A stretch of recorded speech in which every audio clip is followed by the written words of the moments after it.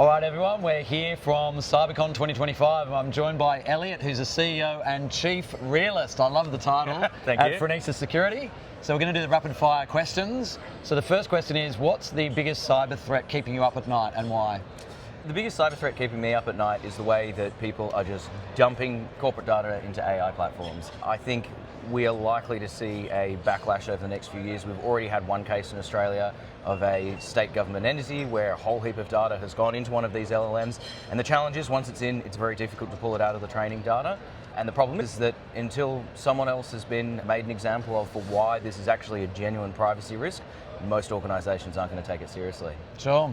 On the topic of AI, what's the one human factor that you think is still unable to be automated with AI? It's such a good question. Critical thinking. Critical thinking. This is the one thing that we shouldn't and we don't want to outsource to our systems. So I think having good, strong use cases for AI is super helpful. I've had great productivity gains in my own business through using AI well, but what we don't want to do is outsource our thinking and outsource our critical thinking so that we can retain control over the decisions that we make.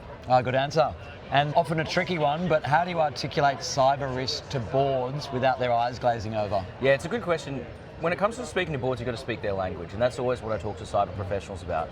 Boards care about market competitiveness, they care about cash flow, they care about the big picture things that are either going to make or break a business. If you can't reduce your cybersecurity concerns to one of those key board level concerns, it's going to fall on deaf ears. Yep, excellent.